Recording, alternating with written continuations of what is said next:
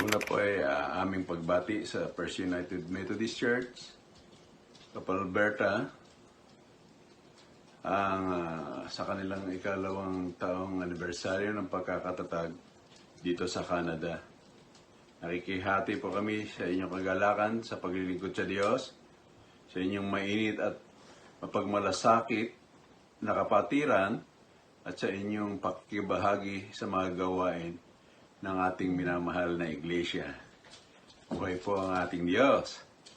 Nakikita ito sa buhay at masiglang paglilingkod ng ating iglesia sa pangunguna ng mahusay at matapat na lingkod ng Diyos na si Reverend John Santillan, kasama ang asawang si Deaconess Jean at ng buong pamilya.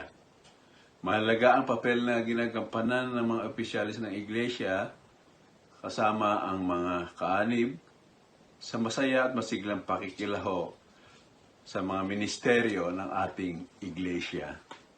Nagpapasalamat kami sa Panginoon at aming nakilala sila Pastor John Santillan at Diaconess Jean Santillan sa pamamagitan ni Diaconess Josel.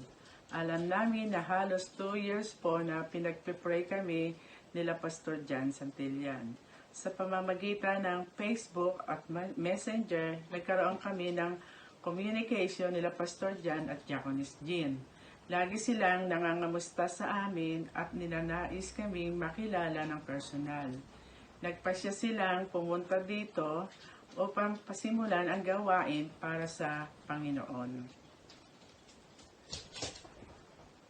On last May 2, Sabado de Gloria, dumating sila dito sa aming munting tahanan at ginawa ang 7 last word. Kasama nila Pastor John Santillan ay ang mga kapatiran ng Red Deer at Calgary. May 3 nagsimula ang aming pagsamba. Ito ay ginanap sa YMCA Club kasama ang aming buong pamilya at kapatiran dito sa Port McMurray. Sa kasalukuyan, si Pastor John Santillan ay bumibisita once a month para sa face-to-face na pananambahan. Sa biyaya at habag ng ating Panginoon, kami ay umaasa na magkakaroon ng isang matatag at mayabong na tahanan ng Panginoon. Dalangin namin sa Diyos, patuloy kayong pagpalain upang maging pugapala sa bawat isa, sa bawat pamilya, at sa ibang tao na inyong makakasalamuha. Makita at maranasan naman nila ang pag-ibig ng Diyos sa pamamagitan ng inyong pagmamahal. Sa ganitong paraan, makikilala at tatanggapin nila si Jesus bilang Panginoon at tagapagligtas. Sa Diyos ang lahat ng papuri at pasalamat at muli ay binabati ko ang bawat isa ng isang maligayang ikalawang taon ng anibersaryo ng First United Methodist Church of Alberta. God bless po sa inyong lahat. God bless.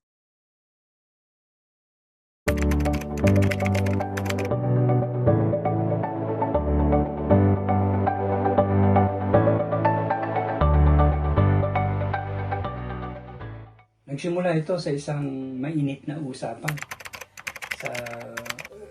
Mainit in a sense na nagkakapi kami habang pinag-uusapan ito doon sa Tim Hortons sa Gasoline Alley sa Red Deer. At mula doon, napag-usapan namin na itayo na pasimulan na ang First United Methodist Church of Alberta. At ayun nga, naganap ang kauna-unahang service ng First United Methodist Church sa Rotary Picnic Park sa Spruce Drive, Red Deer, Alberta noong June 2, 2004. At yung kauna-unahang service na yun, 11 kami na dumalo.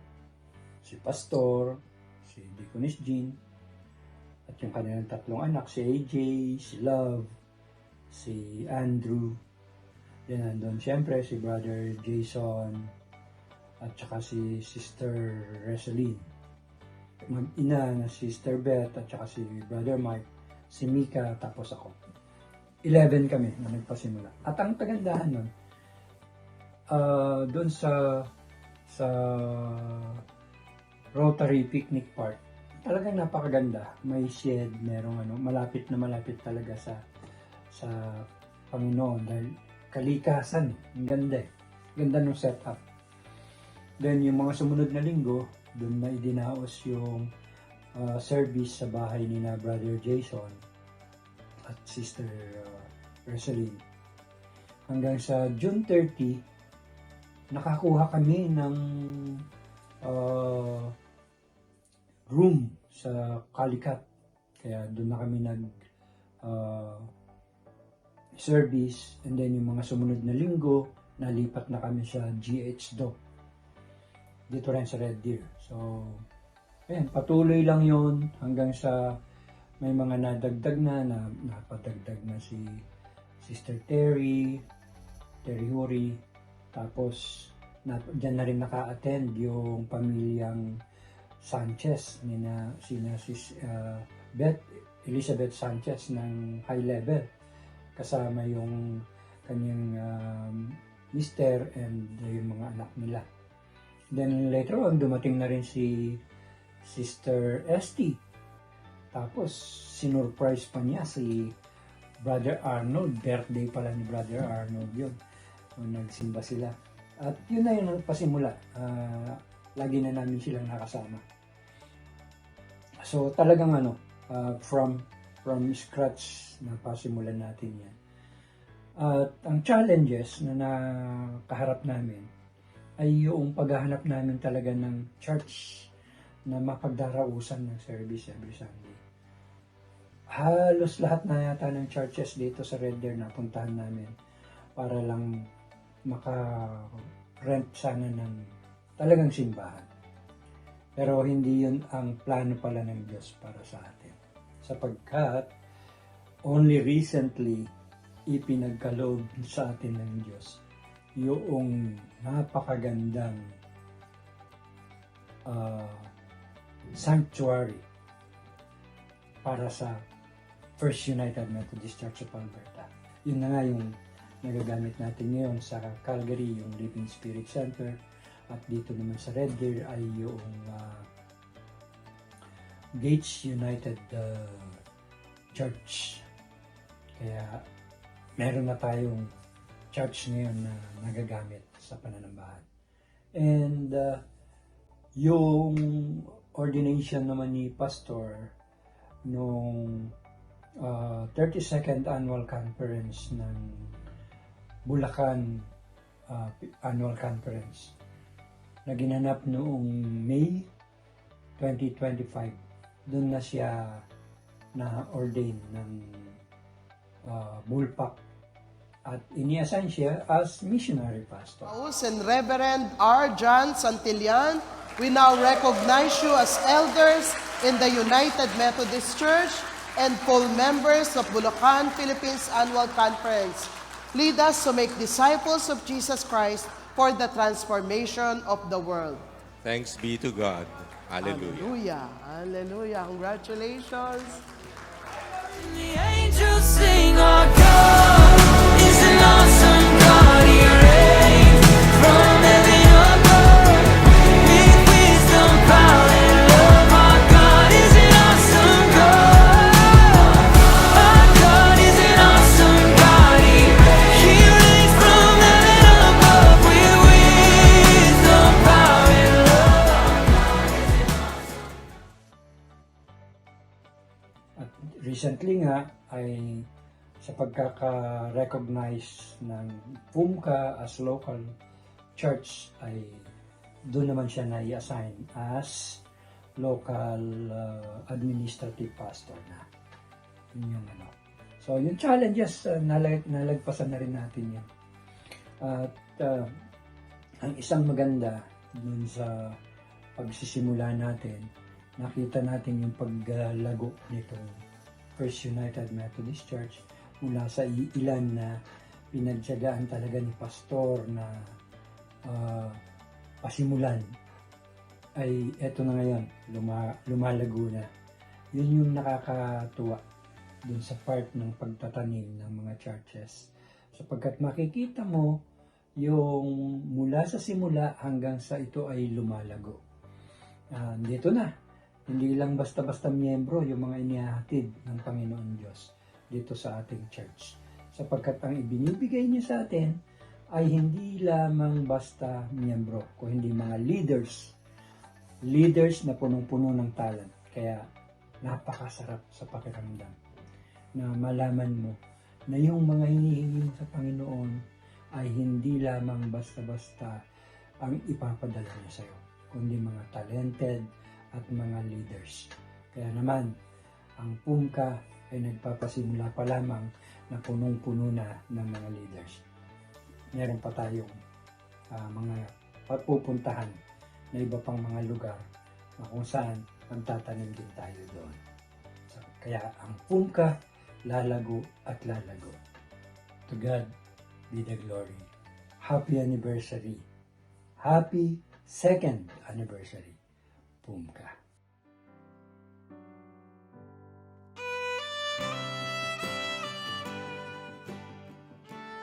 Sobrang blessed ng First United Methodist Church, Calgary Chapter. I think it was around December 2024 when Pastor Arjan and Deaconess Jane first visited myself and Brother Jacob dito sa Calgary together with Sister Mercy Gonzalez. And we were able to pray together and share the word together, pray, and do a small Thanksgiving together with our family and friends. But even before that, Brother Chris and Sister Tess Gawat, together with their kids, Jeshwin and Gavin, they really travel from Calgary to Red Deer to be able to attend church. It was April 20, 2025 when we celebrated Easter Sunday dito sa Calgary Chapter.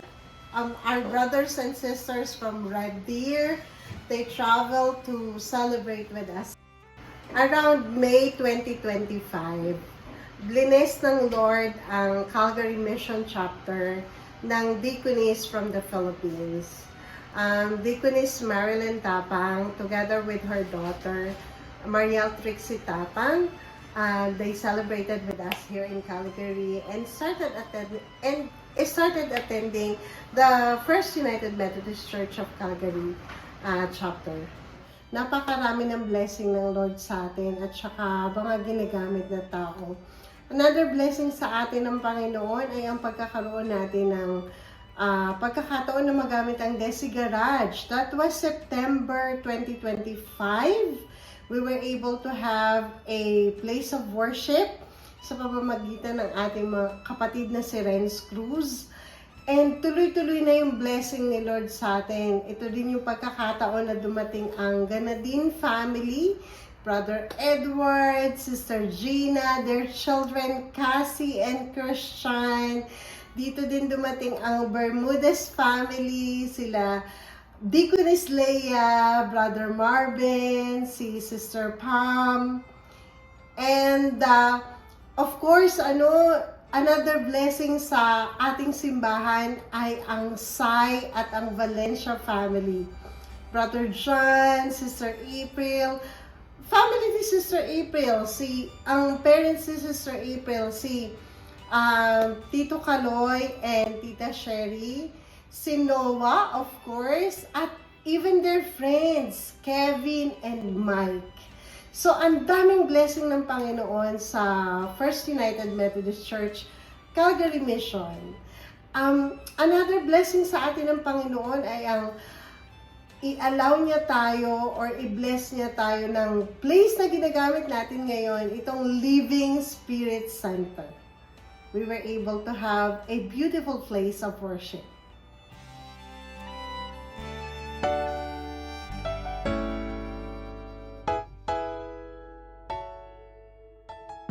Come welcome June 2025 when we celebrated the first year anniversary of this church. And kami naman dito sa Calgary ang dumayo sa Red Deer to celebrate with them. Last month, April of this year, binisita tayo ng ating District Superintendent, Joseph Estadilla from Manila Episcopal Area, dito mismo sa Living Spirit Center para i-proclaim or i-recognize ang First United Methodist Church of Alberta as a local church.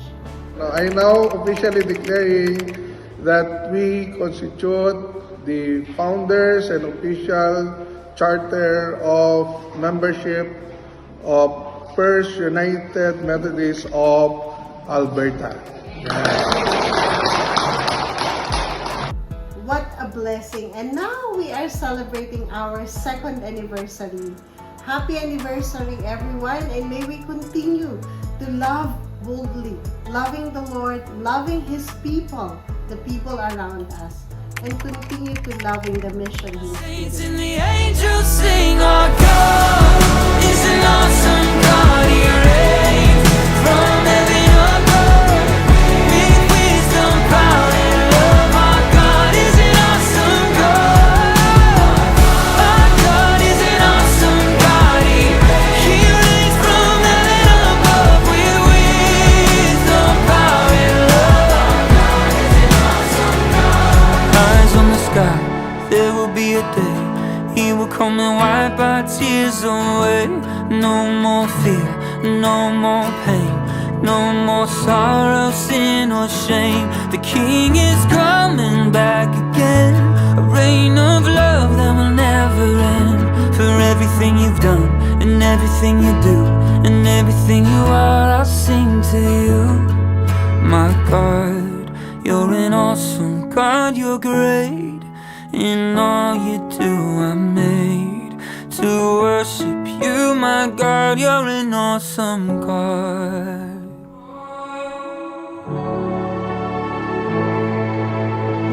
What an awesome, awesome God you are.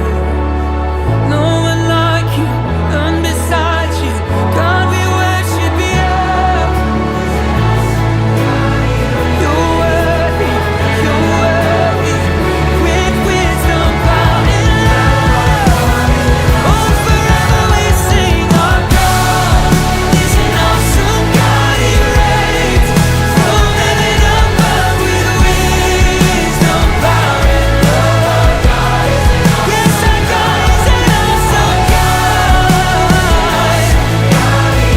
He reigns from heaven above with wisdom, power, and love. Our God is an awesome God. Our God is an awesome God. Our God, what an awesome God.